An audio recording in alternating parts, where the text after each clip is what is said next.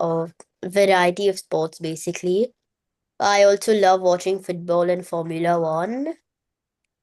Um, I've done some few debates before.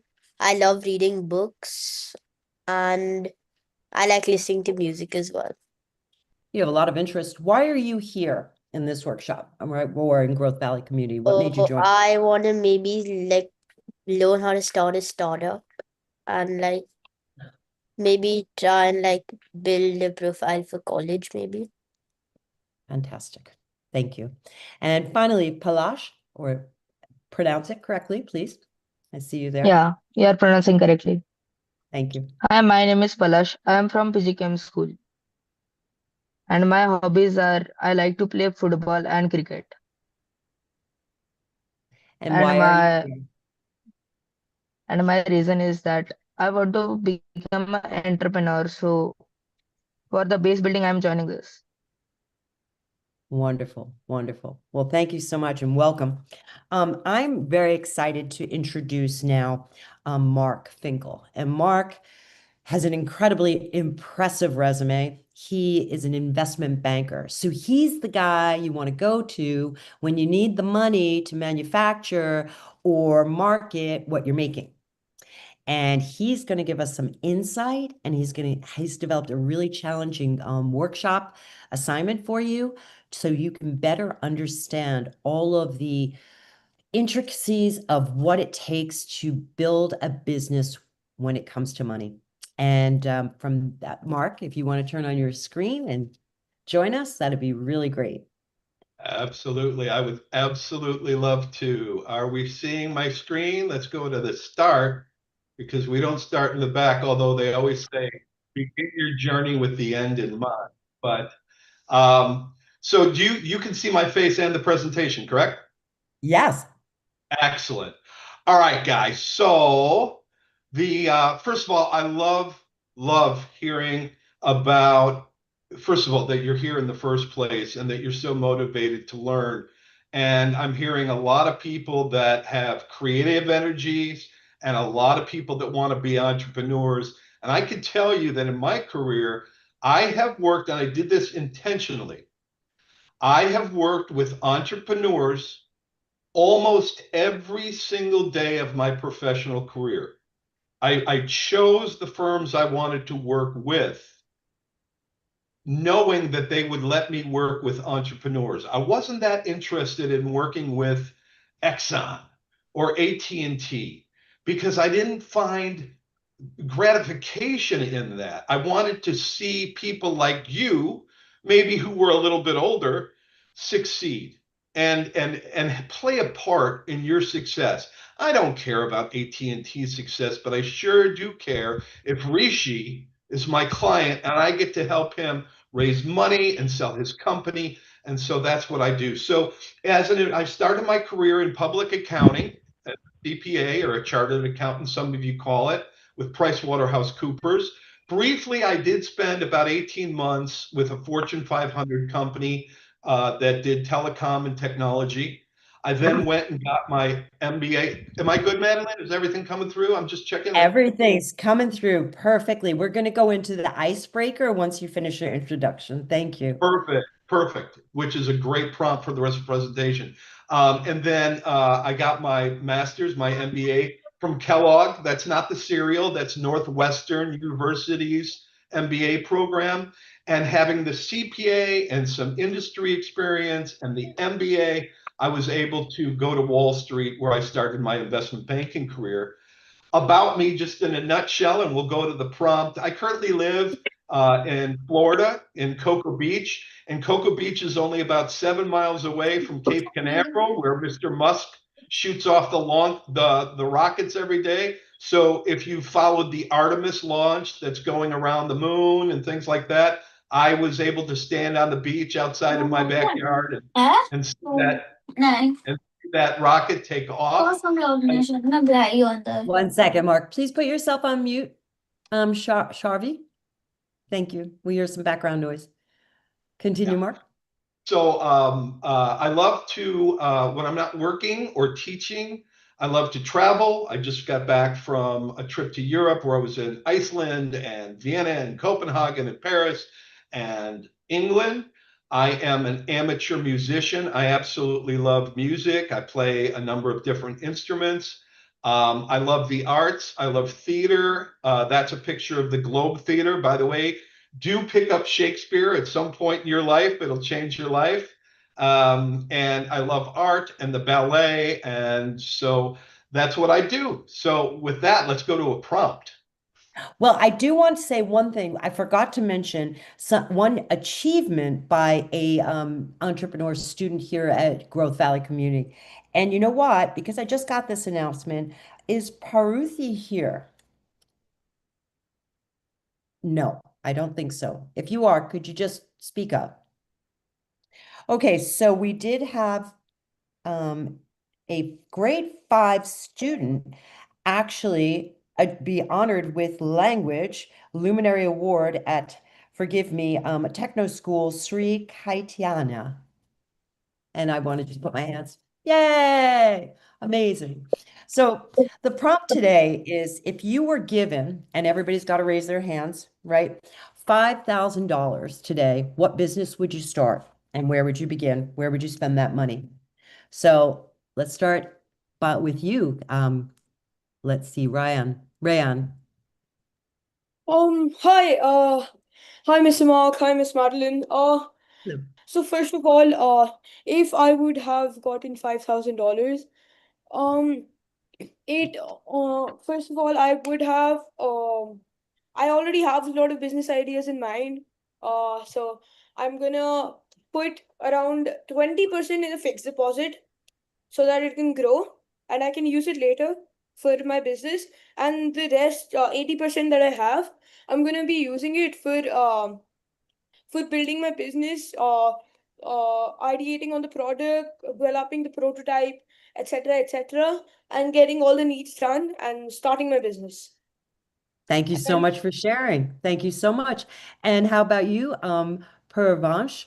Purvansh, what would you do with $5,000?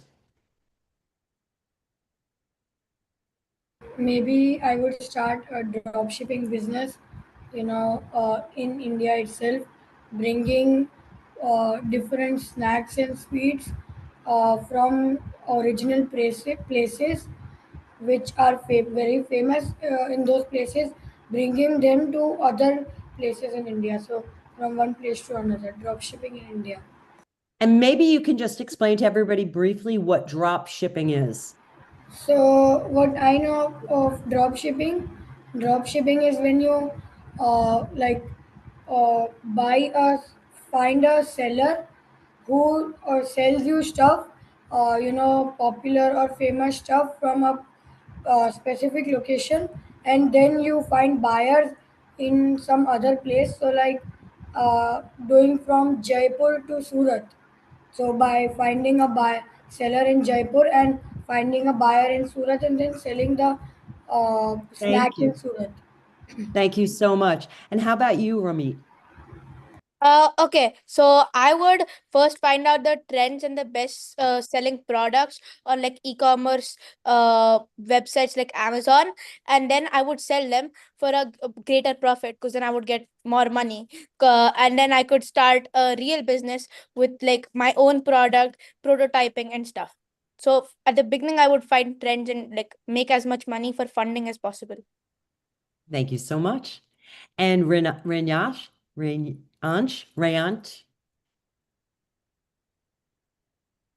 I would not exactly invest all the money in the business. First, I wanted to have a source of cash by chance if you fail. Like that's the important part. So, like if by chance if investing the entire 5,000, you lose it by chance if it fails, you will not have any money to start. So, if you put it in if you invest it in real estate stocks, something else which can give you a little more steady source of income, then you can like around 25% to 35% you can invest in that, and the rest you can start a business related. My idea to for a Mm-hmm. business was that I can make products related to food or quick, like which can come quick to people for snacks, an example. Thank you so much. And how about some of the new students? Let's see, Palash, what would you do with 5,000? If I get 5,000, first I will uh, divide the money in five process. Like first is for producers. Mm-hmm. Second, I will make the advertisement more slowly. $10,000 I will on advertisements. Mm-hmm. And remaining Okay. I will put in my business. Okay. Thank you so much. And how about you, Mahin? Mahin Khan? Yes, ma'am. So if I were given $5,000, I would start a niche online jewelry brand targeting teenagers and young adults. And I would begin by researching trending designs, and I would launch a small collection to test the demand. And then I would spend around 1,500 on the inventory, like that you have to buy to sell, and then $1,000 on marketing, like Instagram ads and promotion for influencer promotions. And then $500 on branding and packaging would be fine. 500 on setting up a simple website with domain and everything. And I would keep about 1,500 which is left to, I would reserve them for unexpected costs. And if anything happens like scaling and stuff, at those times I would use that. So my focus would be to keep fixed costs low, validate the idea quickly, and reinvest profits to grow the business. Wow, very impressive. Thank you so much. And Devesh, please share. What would you do with 5,000? Yeah.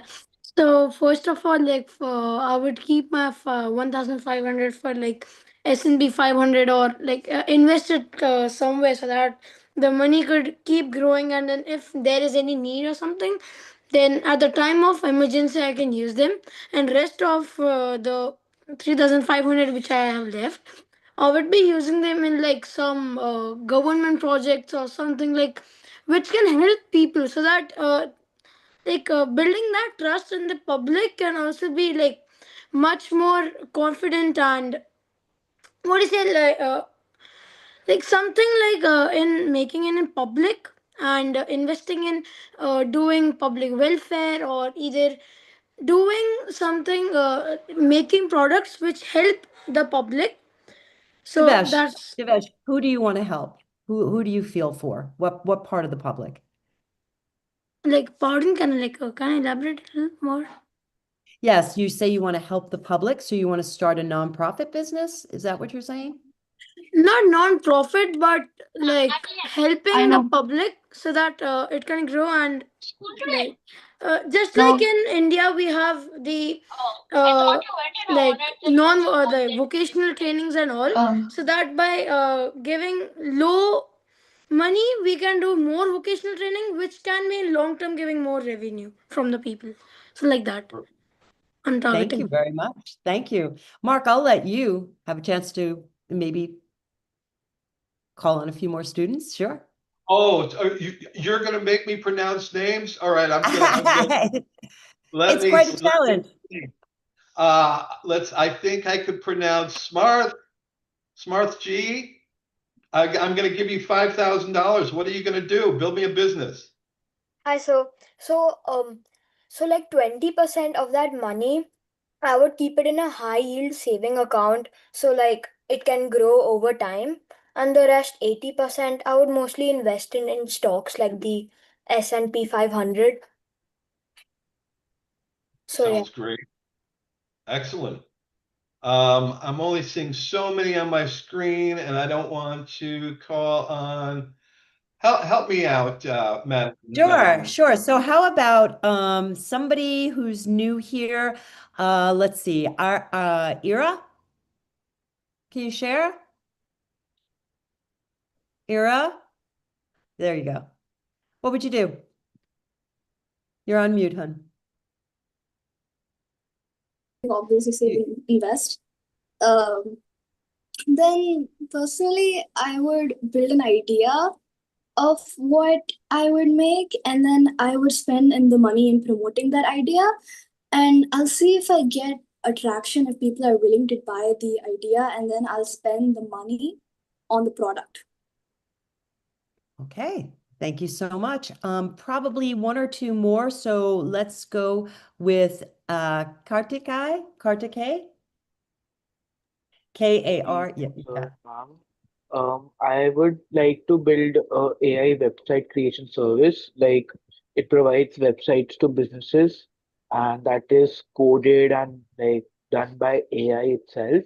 So like there's not much investment needed in this business, and you know that every business needs a website. Yes. Yes, thank you so much. And how about Krish? Yeah, so I always had this like unique idea. If someone gave me $5,000, I would Mhm. first keep 10%. So 500, just in case if everything fails, I still have that 500. With the 4,500 that I have, I would probably invest it in high-end premium AI tools that make for like video creations.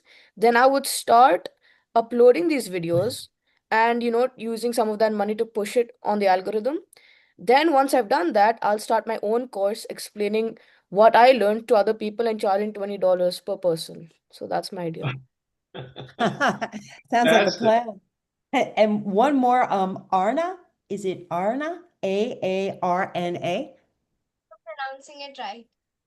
Yay! Yeah.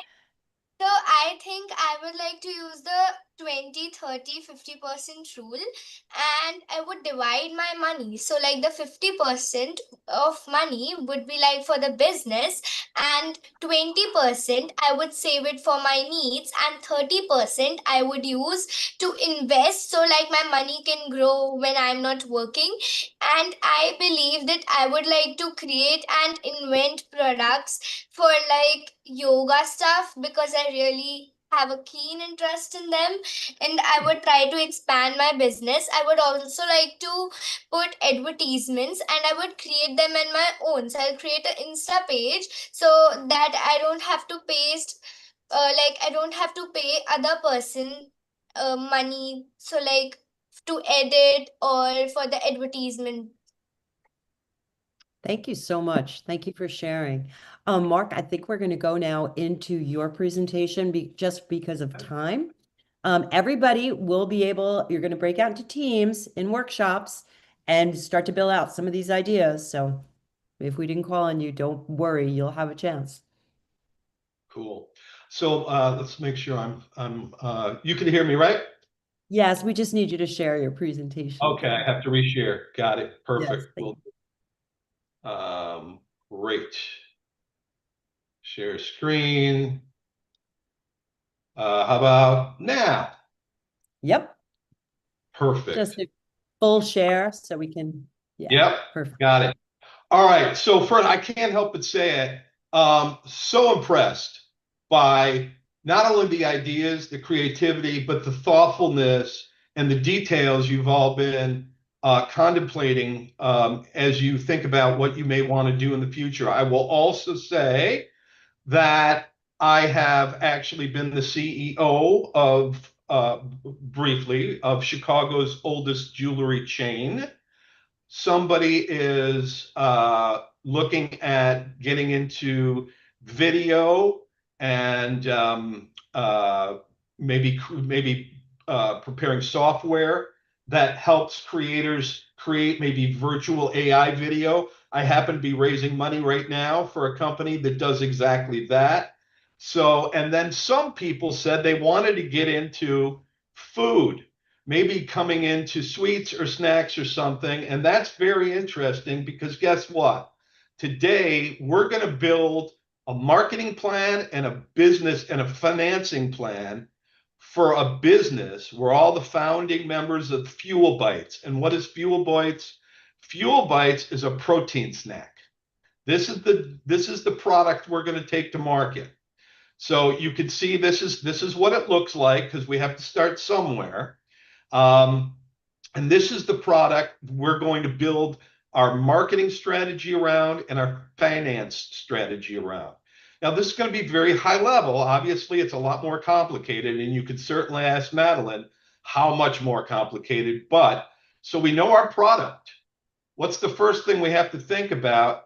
Well, how do we sell it? And then will we make any money if we do it? So let's build a marketing plan and a financing plan to figure out what lies ahead. So the first thing I want to think about when I start thinking about a new product is it's one thing to say, yeah, I'm selling snacks. It's another thing to really think through my value proposition. And what is a value proposition? A value proposition is a clear statement of why a specific customer should choose your product, what problem you solve, the benefit you're going to deliver, and why it's better than the alternative.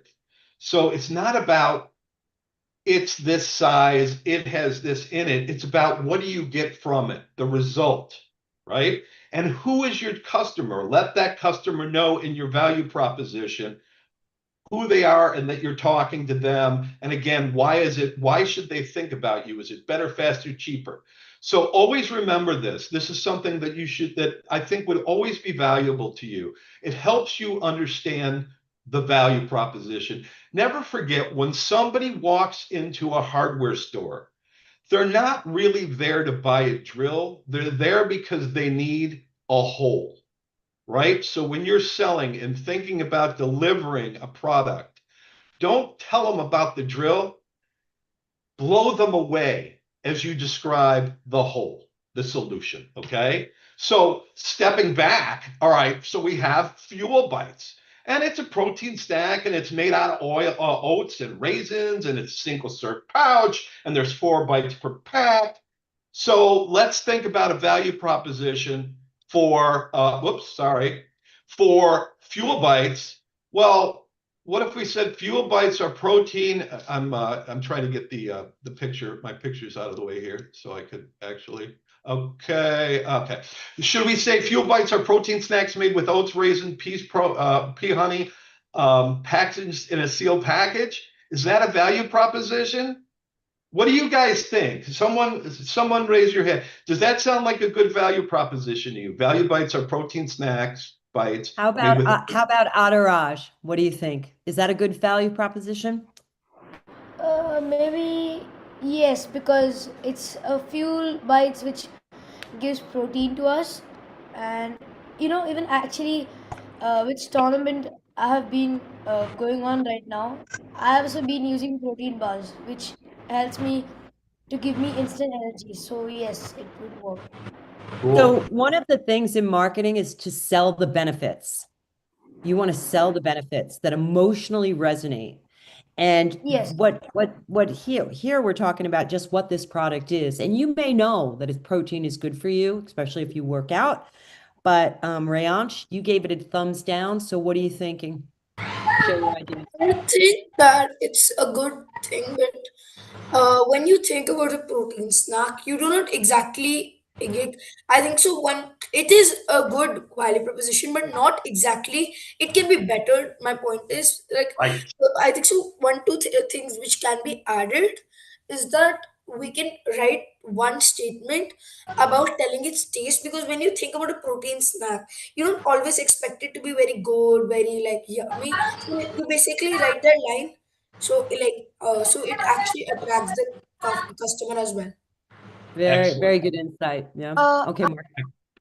No, due to time, we're not going to have everybody speak. I'm so sorry.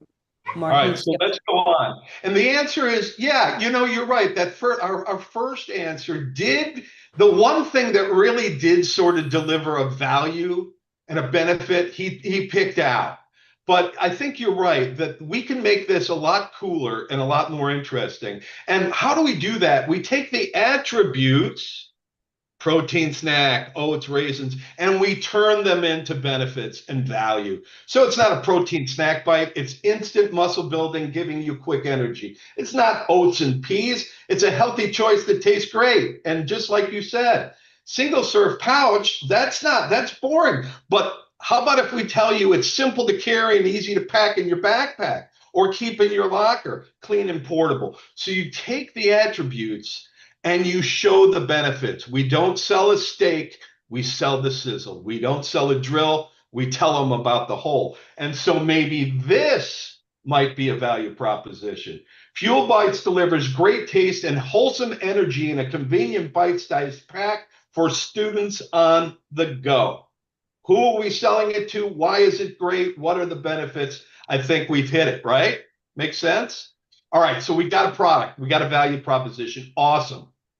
But we got to kind of think about where are we selling it? How are we selling it? How do we look at the market? Is our product for everybody? Now, I cheated a little bit and said we're going to go after high school athletes on the go, but let's think about this. This is a very helpful way to think about the world. When you think about marketing those products that you have in your mind, and so many of you do, think about the market you're addressing. When Madeline brought those cool clothes to market, it was, you could tell from those clothes, it wasn't for babies. It might not be for 80-year-old ladies. It definitely wasn't for men. So Madeline had to look at the market and say, what age group? What gender? What psychographic profile? Do I want people that like frumpy outfits, or do I want people that want fancy fashion forward outfits, right? So she segmented the market and decided, I'm going to target this group of women. And then when you know how you've segmented the market and who in the market, segmentation, targeting, positioning, then what are you going to say to the people that you've segmented and targeted, right? That's why we say for the student athlete on the go, and we talk about positioning. So very, very quickly, if you were coming out with a cool, fast, affordable sports car, you're probably going to, yes? Can you just go on the last slide? I just wanted to read the.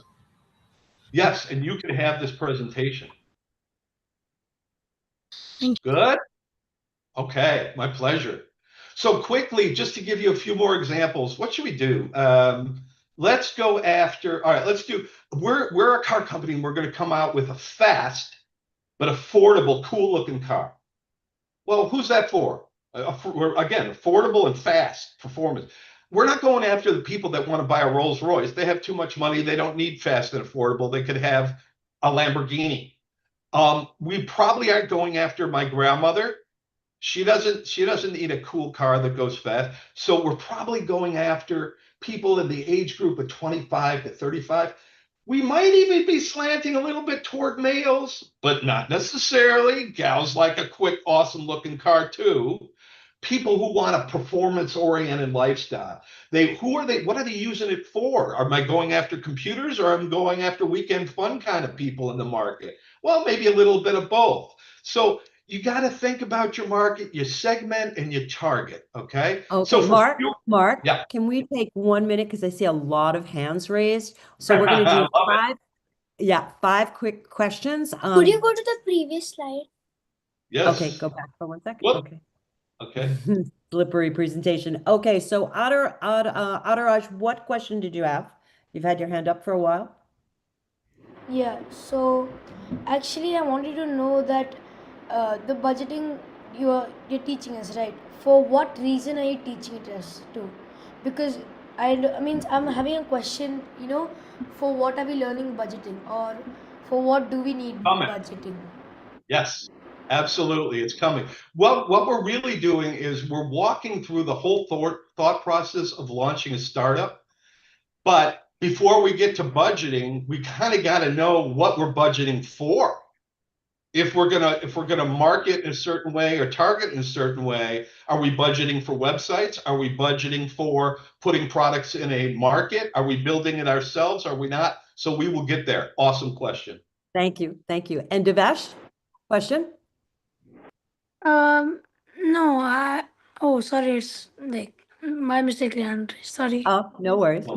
How about Rayan? Rehan? Ma'am, it is Rehan. Yes, you pronounced it right second time. Thank you. So, sir, I had a question that, sir, if our startup plan is not right, does that mean our business won't work nicely? Mark, Say you want to again. answer that? If your startup is, say again. So, if our startup plan is not like proper, it's not very good, does it mean our business won't run good? Well, I'll tell you what, I have seen a million different entrepreneurs with a million different businesses. And venture capitalists and investors, they bet on one of two things, but they want both. They either want a great management team that can figure things out. If they've got to pivot or if they change direction, it's a management team that knows how to move and knows how to be agile. But also they want it, investors in successful businesses start with a great plan. If you're going to build a building, if you're going to build a skyscraper, you want to, it's really important when you come out of the gate, that design and the engineering and the architecture is really strong. But I won't say that I haven't seen businesses that started with a plan that maybe wasn't perfect, or that once they got into the market, they had to change their mind and pivot a little bit. And maybe we're not going to go here, or we'll go here. So if you don't have a perfect, and no one knows what the perfect plan is. That's why entrepreneurship and starting businesses is tough. And there's an old joke that says the greatest plan falls apart, the greatest battle plan falls apart the minute the first shot is fired. But you definitely want to really spend your time up front to do everything you can to know that your marketing plan is sound. But it is possible to pivot. So, So Mark, to add I to that, also had one more thing, that sometimes people don't have any plans in their business. They just start, but later they have the products are good, they and the business works. So how does that happen, sir?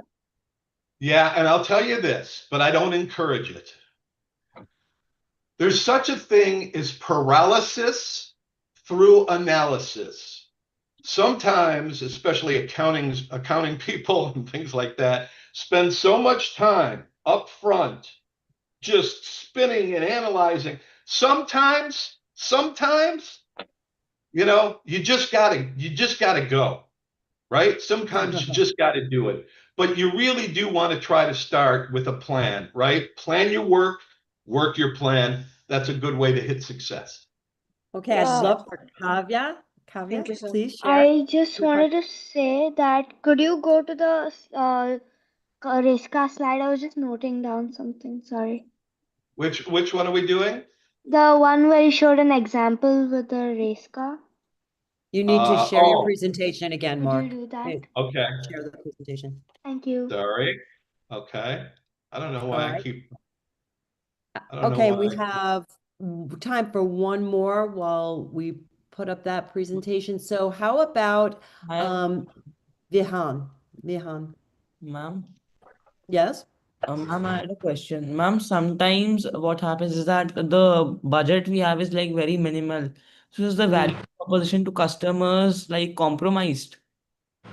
Well, I'm going to share something from experience. So I want you to be very careful of assumptions as you build your businesses. You're going to assume that you're targeting a specific customer. And I want to tell you, Mark, you said the clothes were young and fresh and modern.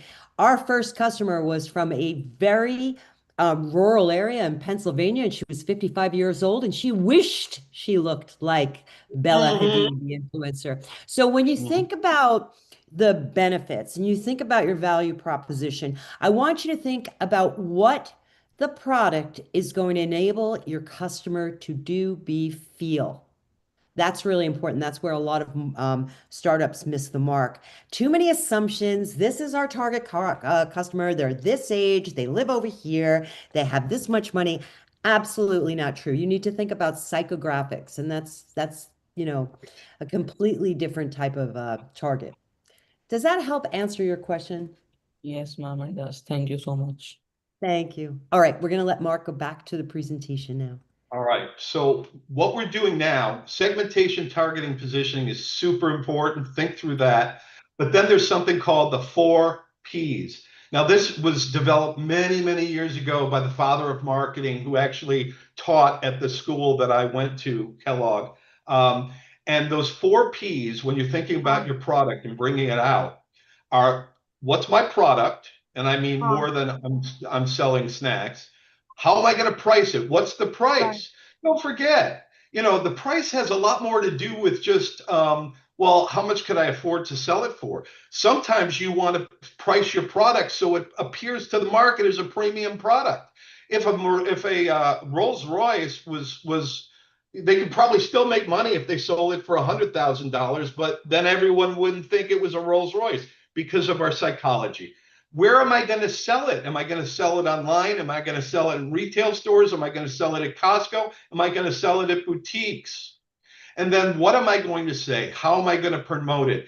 Am I going to sponsor marathons because I'm doing a protein energy snack? Am I going to go and do Google ads? How am I going to promote my product? So we have to think through those things. So, for example, if I was doing a cool jean jacket, maybe I would price it at about $79 to $99, too low and it sounds like Walmart, too high and it sounds like Gucci and people can't afford it.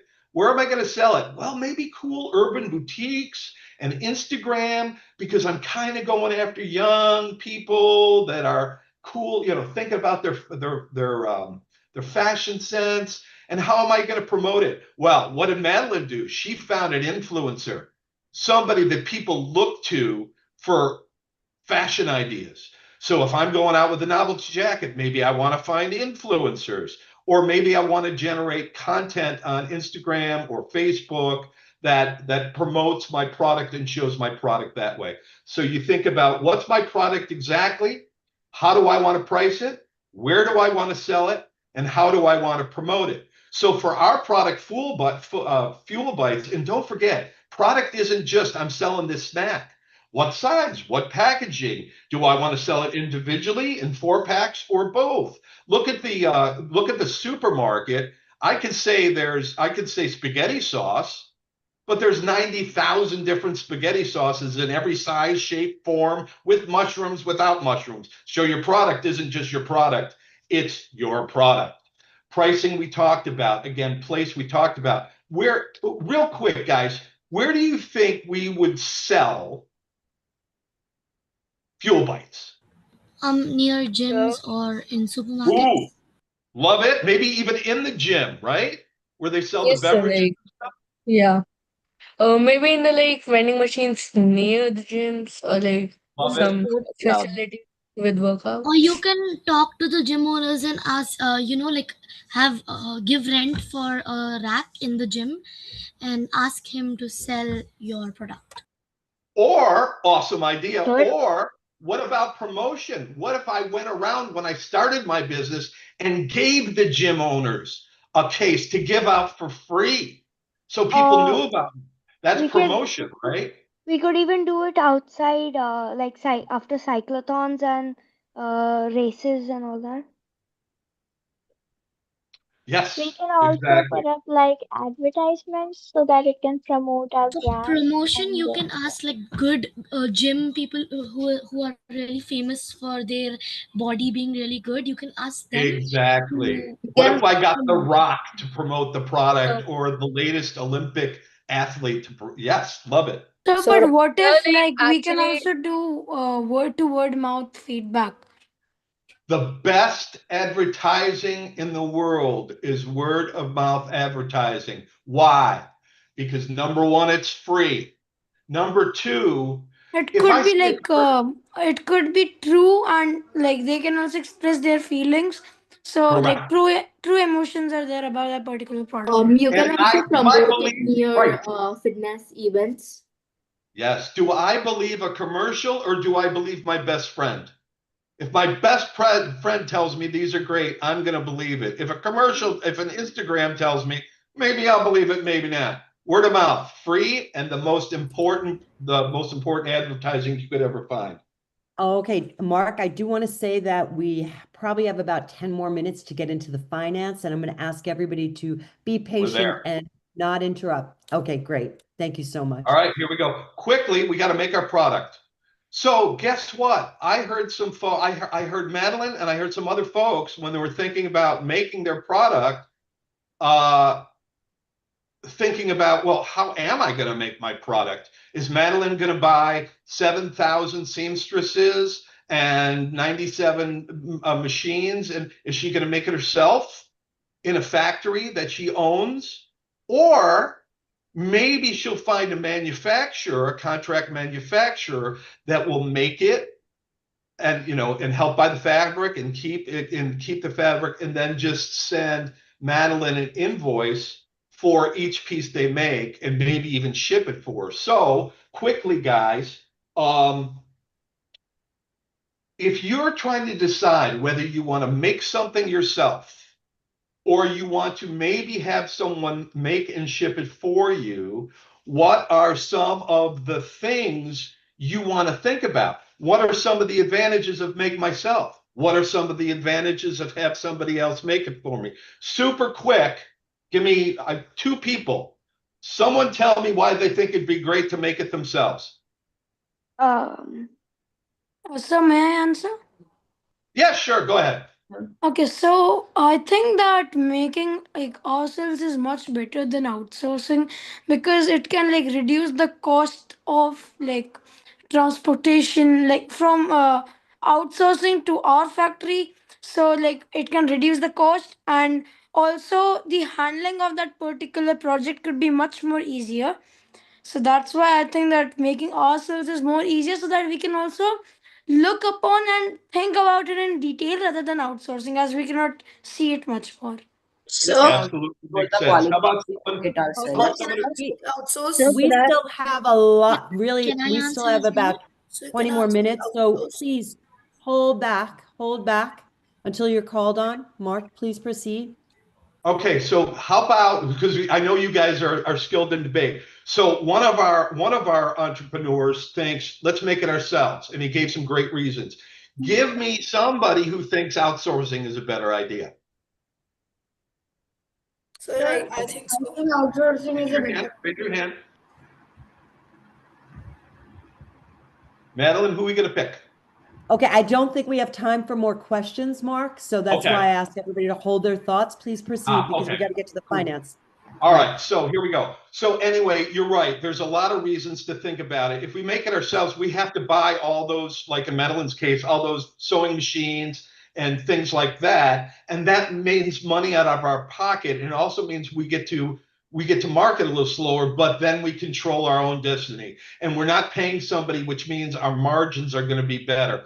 On the other hand, if we go with somebody who already has the machines, we might pay a little bit more for it, and we might put our fate a little bit in somebody else's hands, but we're not spending the money up front and we don't have to build inventory. So you'll think about these things. Okay, so let's say for fuel bites, we're gonna start to build our plan here. Let's think for fuel bites. We're going to go with a contract manufacturer. We're going to outsource it, and so they're going to, we'll tell them what to buy, but they'll get the ingredients, they'll pack it, they'll make it, and they'll ship it, to us or to the client for us. And let's say we'll do it in the United States, and we're going to assume that every one of the fuel bites they make for us, every package is going to cost us $1.50. So we just get an invoice for say 10 packages that we're going to sell for $1.50 each. So that's our cost, and we're going to manufacture it that way. So we know a lot of things. We know our promotion, our product costs, and how we're going to go to market. Let's start building our financial projection. Right now, this is going to be basic, and you guys will take this all to another level and get into spreadsheets and get into scenarios and get into assumptions and tweak them and build different models. But let's just build it from the top down, and then you guys could go crazy on your you go crazy when you really build your models in Excel and using AI, because it's unbelievable nowadays. We talked about with fuel bites, we're going to sell them for $3.50 a pack. Let's pretend in our first month we're going to sell 800 packages. So everybody here knows, you guys are so smart, that if we sell for $3.50 and we sell 800 units, our monthly revenue, let's just say, is going to be $2,800. Fantastic. Price times. By the way, scalars are when you're multiplying two things together, you get a vector. Price and units sold together is your revenue. Revenue is a vector. Okay, Excuse me, Mark, sir. we do have a question. I'm going to call on Yvonne. What's up? Yvonne, please ask your question. Sure. Like, can you please get to the next, like the previous slide? I didn't get it. Like the Of previous course. to the previous, Okay, all right, Yvonne, do you have a question or do you want to say previous something? subjects. Like, No? they told for a product. But what if somebody is selling like courses or teaching stuff? How do you take the price of per child cost? So, or well, you would derive your revenue by saying, I've got X many 5 students that are going to pay me $20 per class. Let's think about just something simple. Like I'm a guitar instructor, right? I'm going to take violin lessons. So obviously, if I have 5 students and I charge each $50, what my revenue is. But I think you're asking me, how do I know if I should charge $50 or $30 or $100? And that's where you look to the market. You get your ideas from the market. Where are people selling things like mine, and how do I fit? If you're selling your house, you're going to look at your neighbor's house and see what he sold it for. But if you're selling a car or a new car, you might say, well, average cars are sold here, but I want to be perceived a little higher, so I'm going to price a little bit differently. So if you're asking, how do I figure out my price? There you go. Am I still sharing, or is it kicking me No, off? you just stopped sharing. How about Hardik? That I really didn't. I promise. Hardik, you have a question or a thought?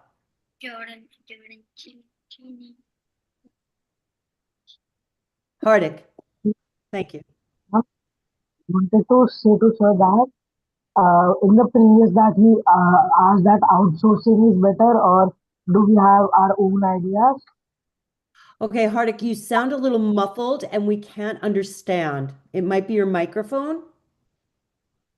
Can you Ma'am, say it Ma'am, I again? have a question. am I Hardik? audible? Maybe type your question in the chat and I'll say it. I mean, it's not a question, it's kind of the answer of the thing There, that we hear sir. you. Okay, go Yes. ahead, say it again.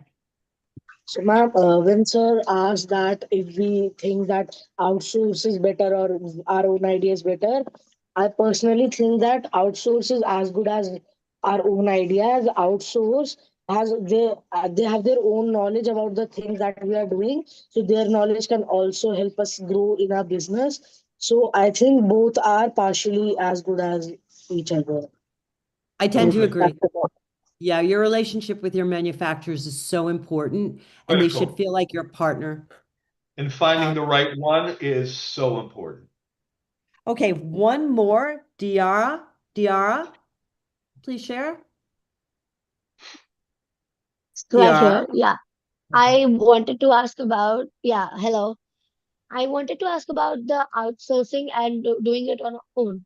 Like, about that, like, I am still a kid and I go to school. So, what about the children who do not have time but still want to start something? So, isn't outsourcing better?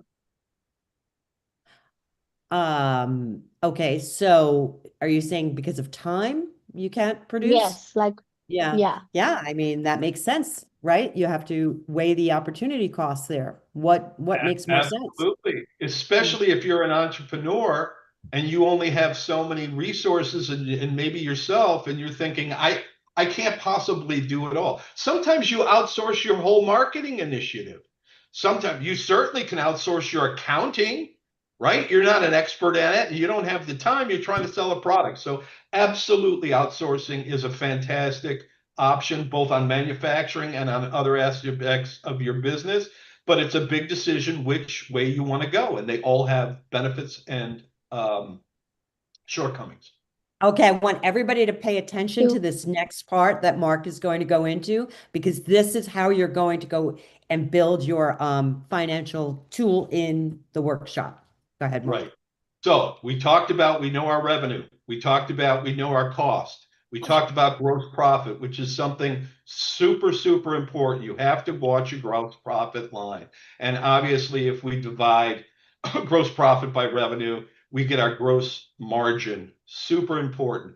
But there's a lot more to it, as you guys know. It's not just about, well, I buy a pencil for $1 and I sell it for $1.50. Oh, I make 50 cents. My business is profitable. We have so many other costs, right? We have marketing costs, and we have salaries, and we have rents, and we have utilities, and we have insurance, and we have travel, and a million other things. But all costs are not created equal. And some of you guys know this, and you alluded to it. Some costs are fixed and some costs are variable. And if you want to really talk about it, some costs are semi-variable. Let's just go, and then some costs are direct and some are indirect. Like if you're making a sweater, the electricity that powers the machine is kind of an indirect cost, kind of. But let's just talk fixed and variable. Okay, a variable cost is a cost that goes up or down based on sort of your level of production or the amount you of the amount you sell. So obviously, if you're making sweaters, the cost of your fabric goes up as you make more sweaters and would go. It's not the amount you spend, not the cost, but actually the cost of your cost of goods sold go up as you sell more sweaters, and it would come down, unfortunately, if you were making fewer sweaters. Same thing for so many other things. Your packaging is a variable cost. Now, your marketing can be a variable cost too. Let's say I'm going to buy Google Ads, right?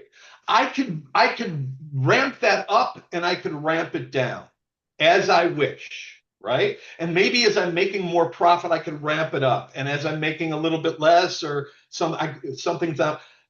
But on the other hand, and we're not going to get into the difference between assets and expenses, but on the other hand, if I buy a machine, that's a fixed cost. If I'm selling a ton of stuff, my machine costs, let's say I'm leasing the machine, right? My sewing machine, I pay someone $100 every month to use that machine. If I sell a million sweaters, I pay $100 a month. If I sell no sweaters, I'm still paying $100 a month, right? Rent is a fixed cost. I have to have rent for let's say my office. The landlord doesn't care if I make a ton of sweaters, or I sell a ton of fuel bites or a few fuel bites. That landlord wants his rent. It's a fixed cost. So we have to really think about our fixed costs and our variable costs when we build our budget, because variable costs we can sort of pivot and we can sort of move around. Fixed costs, until we start covering at least our fixed costs, our business could never really work, right? You have to, whatever those fixed costs are, your rent or the cost of your equipment, things like that. Even things like insurance. Now you can turn it up and you can turn it down, but if you have to have business insurance, you have to have business insurance. And whether you sell a lot or a little, you're still paying that. Super important to cover your fixed costs for sure. And then your variable costs, because you can adjust them a little bit, but always as you build your budget, which we're about to do, as you build your budget, think very carefully about your fixed costs and your variable costs, because really, if you can, that's why outsourced manufacturing sometimes is good, because it can kind of make your costs a little bit more variable. Okay, Mark, can we So, stay on that slide for 1 second? Because I think that is the most important slide in your presentation. Arjun, we're going to take 3 questions. It must be related to this. Arjun, what is your question? So my question was, if we were gonna have a fixed cost to them, for example, like if we had inflation, would that be part of like saying that our fixed cost is changing? Because if we have inflation, wouldn't we have to rise the prices? right. See, that's an interesting question, because theoretically, inflation would probably impact the cost of everything. So they kind of all go up. Now, if someone stuck a tariff or something like that on the cost of sewing machines, it could potentially hit your fixed costs more than your variable cost. But inflation and things like that are sort of macroeconomic factors where, the things that are inside of your four walls, the things that you could kind of control are kind of your microeconomic factors. So inflation is sort of exogenous or a macroeconomic sort of thing, and it's likely to hit all your costs. Thank you so much, Mark. And how about you, Vidansh? This is the last question we're going to take about this slide. Vidansh? Ma'am, I don't have any questions as of now. I just wanted to tell that could you just re-explain variable cost once again? Absolutely. Yeah, okay. A variable cost is a cost that will go up or down depending on either your level of production or your sales activity. So, for example, if I'm putting oats into my recipe, the more I sell, the more oats I have to buy. And if oats are a cost in the form of my inventory or in the form of my cost of goods sold, my cost of oats, not the price, the overall cost, right? I'm going to, my oats are a variable cost because I need to buy more oats the more I sell.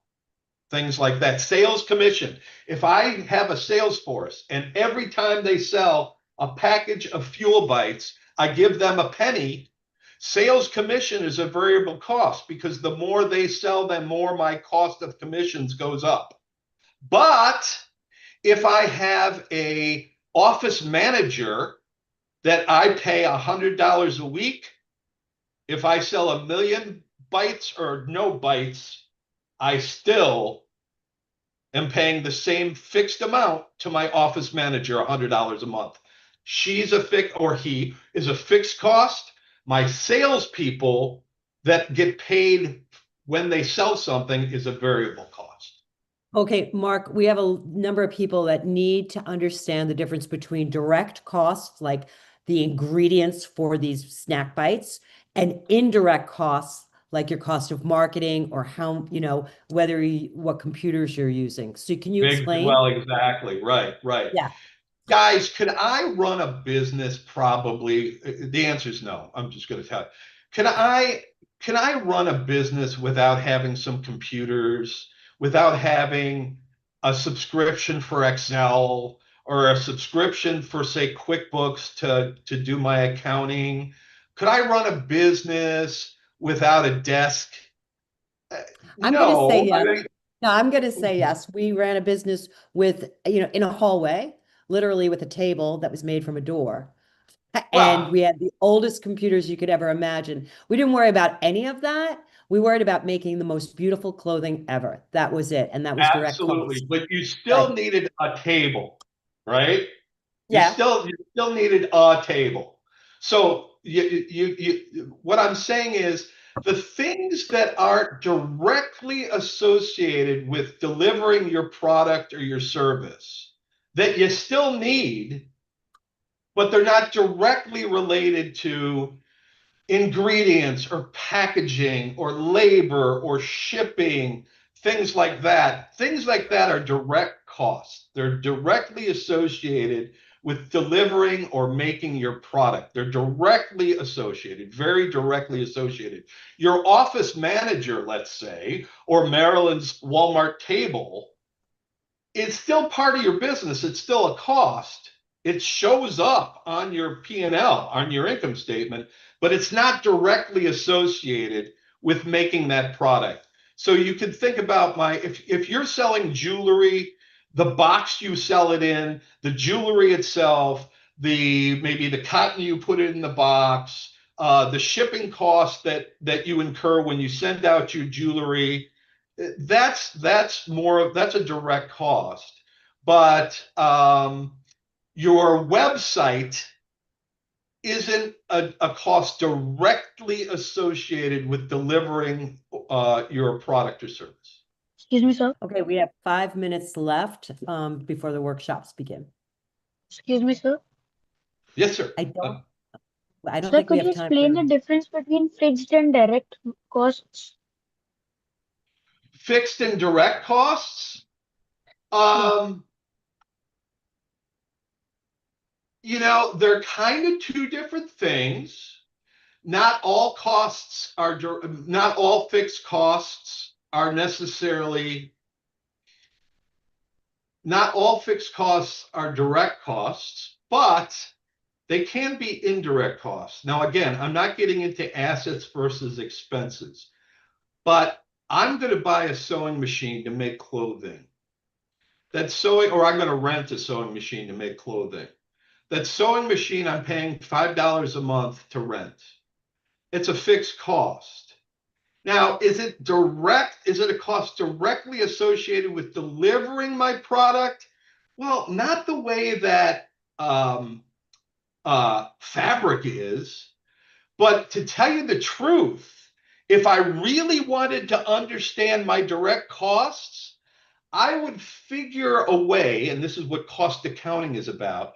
I would figure a way to include the cost of that sewing machine in sort of my indirect costs associated with the product. In other words, I can't make that sweater without the sewing machine, but Okay. I can't put the whole cost in there. So maybe I would take the monthly cost of the sewing machine, divide it by how many units I sold, and add that to what I think of in terms of my direct costs. Okay, thank you so much, Mark. We literally have 5 minutes and then so everybody, you're going to have to figure this out in the workout room together. Okay, you can use Gemini or ChatGPT if you're confused. So let's move on so they know exactly what you expect. Right. So here's what, you're going to end up producing a high-level operating statement or a high-level P&L to figure out if your business is going to be successful. So quickly, what do we do? No, no more go to the interruption. No more back interruption, please. No more interruption. Let Mark speak. Okay. So quickly, what did we do? We picked a product. So we're building a startup. It's not just about accounting today. We built a startup. We picked a product. We looked at the value proposition. We segmented our market. We targeted our market. We thought about price, promotion, etc. And we built a financial forecast for Fuel Bites. Now you're going to do it, right? So here's the breakout assignment, guys. You're going to break into your groups and you're going to basically do the same thing for your product. And we're going to divide into groups. And because it's so hard to figure out what product, group one is going to build this plan, and I'm going to give you all the things you need. Group one, for example, is going to build a plan for Spark Charge. It's a low-cost portable phone charger for students. So think about what that product's about, where you're going to sell it. What's your hook? How am I going to make it cool? Another group is going to do Power Pup Bites. So it's a healthy protein treat for dogs. Okay. And you're going to build. And what are you going to do? You're going to walk through for Power Pups or for Chill Sip. You're going to walk through and you have these. You're going to have these templates. Discuss your product. What are the attributes? What's your hook? What makes it differentiated? What's your value proposition? You're going to write it in. You're going to think it through. You're going to talk about it. You're going to say, okay, let's think about my segmenting the market. How do I think about my market? If I'm doing something for dogs, don't forget, dogs don't buy stuff. People buy stuff. So who am I going after? Well, I'm probably going after, for example, people not only that have dogs, but that really care about their dogs and their health. Think about that. So what is my customer type? What are some of the aspects of who I'm going after? You're going to go through your 4 Ps. What are you going to, what exactly am I selling? I'm selling dog treats, but maybe I'm going to make them look like softballs or basketballs or cats. I don't know. Where am I going to sell it? How am I going to promote it? How am I going to price it? You'll lay it out. Here's the template. It gives you exactly what you got to do and think about. Then you're going to start thinking about your profit and loss. How many things I could sell and what number do I think I could sell? And that's my revenue. When you build your costs, I'm going to tell you to assume that the cost of your products are going to be 40% of your revenue, right? So if revenue is $1, your costs are going to your sales cost, the cost of your product, going to be 40 cents. And from there, you'll derive your gross profit and your gross margin. Then you have those other costs. And let's just say, I don't need you to say, oh, well, $10 for this type of marketing, $10, but I want you to list what you think your marketing expenses are, marketing and advertising expenses, my website, the ad I put on Google, the flyer I pass out, whatever it is. And you're going to budget that your marketing costs will be between 20% and 40% of your sales. Use 30% for a guide. But so you don't have to say website, $10, whatever, but list the marketing expenses. And then in total, they're going to be 30% of your revenue, whatever your revenue was that you derived up here. Cool?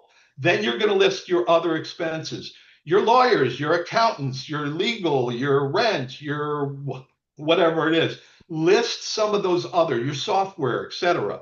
And you just list them and name them, so you think about all of the costs that you never think about when you think about starting a business sometimes.